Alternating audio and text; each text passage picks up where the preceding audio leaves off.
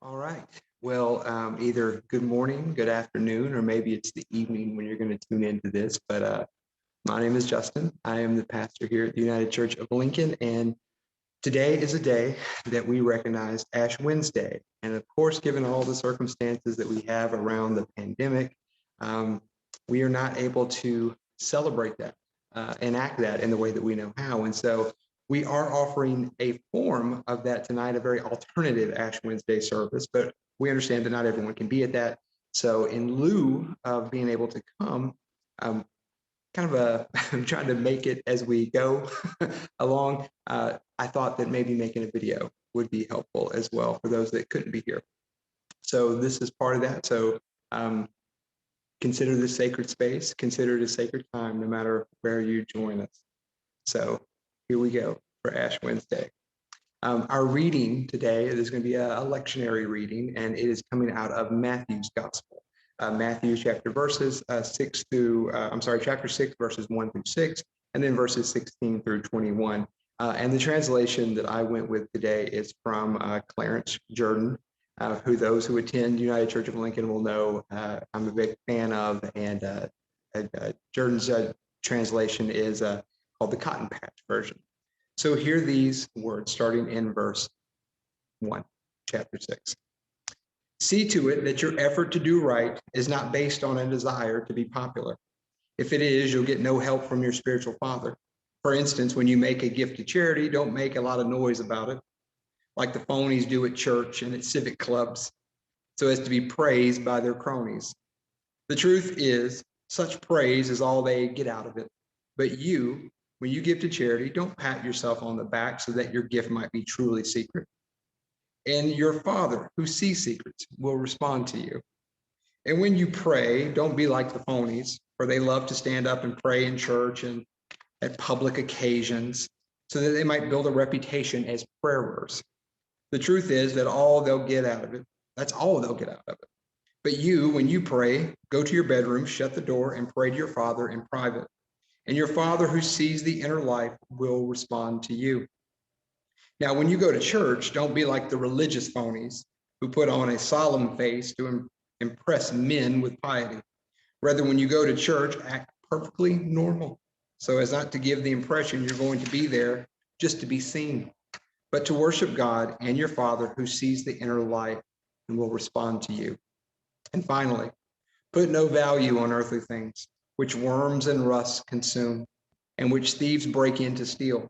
Rather, y'all set your hearts on spiritual values, which neither worms nor rust consume, and which thieves do not break into and steal.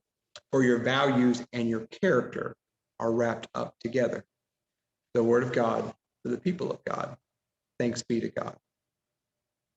Today's message is more of a thought than it is a message. It's more of a homily than it is a sermon. You know, I always like the practice, that of reflection, that ability and invitation to sit and ponder, which hopefully is a pondering that moves one to action. That's what happened to me as I thought this week about Ash Wednesday. It being a time where those in the church for generations have come to be reminded of their finiteness. As I was planning for what this year's service would look like, I thought of how this time last year we were able to meet and enact the traditions we are all familiar with. It was one of the last special services we were able to hold in person before the pandemic. This thought led me to wonder how many of those who came last year wouldn't be able to come this year, either because of location or just because of personal choice and safety. All that thinking led me to want to create what you're hearing now, a short video, a short message to share something with neighbors near and far who can't be here in person this evening. The lectionary takes us out of Mark's gospel and over to Matthew's. The text given today sees Jesus offering some insightful teaching dealing with that of piety and giving and prayer and fasting and hoarding. There's a lot packed into these 11 verses, much that could be extrapolated. For the sake of my desire to keep this message not only quick, but also reduced in such a way that offers meaning and edification. This type of reducing really is more of a refining, and I tend to think of it much like a flavorful roux. Roux are a combination, or is a combination of flour and fats cooked intentionally long and slow until the desired color is reached. That produces a fantastic taste. Our joint effort here is to see the call to reject harmful piety, the call to giving, see the importance of meaningful prayer, and the power of fasting, along with the freedom to release the impulse to hoard, to see all those invitations and find a common center to start from. My offering on this Ash Wednesday is to start with this, the idea of acting true. What does that expression mean? Acting true. I believe it means to a people, those feeling a call to follow the teachings and person of Christ, one must not create an image to do so of someone they simply are not. It's a proclamation of sorts, one saying, I am enough in my authentic self to take on these tasks. This releases one from feeling the need to pray in a certain way in the company of others. It releases one from being haughty and striving to climb upon high horses. It releases one from competing in a consumerist capitalistic society, one that always seems to whisper to them that they just need a little more because, God forbid, those others might get it before you do. It grants one the opportunity to let go that idea to fast in a sense of the wrongfully placed expectations projected by others and enacted upon by self. It encourages one to extend support and to see the needs of others, which causes one to then act. This call to release and a call for chance of responding to act is a message for people who are entering into a season of contemplation that culminates with the realization of the coming events of Good Friday and Easter Sunday. What Ash Wednesday, what Lent and the words of Jesus offer is seeing that we are always in a position to act truthfully to who God has called us to be for ourselves and to each other. We are always in a position to think and to act and tap into the power and freedom of a liberating God who is actively seeking to connect with us, whether it be in Lent or during Pentecost, whether it be during 40 days in the desert places or in the 30-minute car rides. The opportunity to deal with whatever it is God is calling one to do is always present. Lent reminds us of this.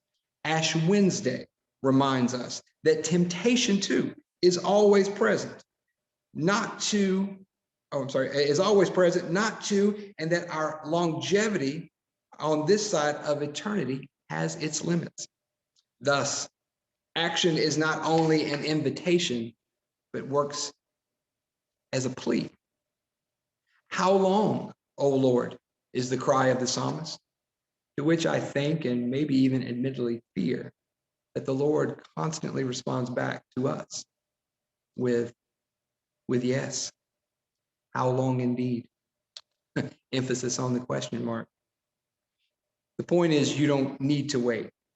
You've been given the go-ahead.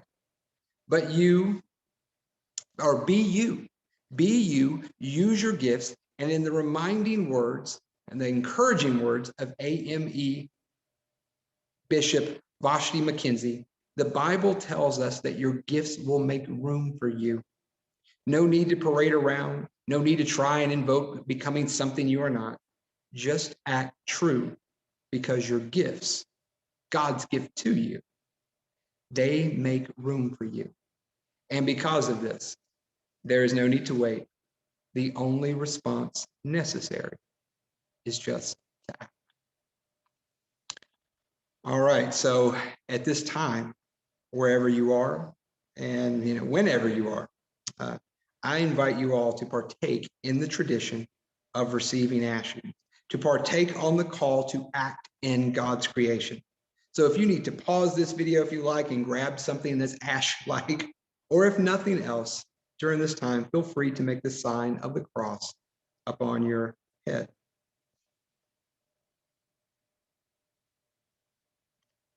Remember, you were fashioned where you were fashioned. You were made from the soil, and one day you will return to the soil. Because of this, I implore you to turn and live the gospel message.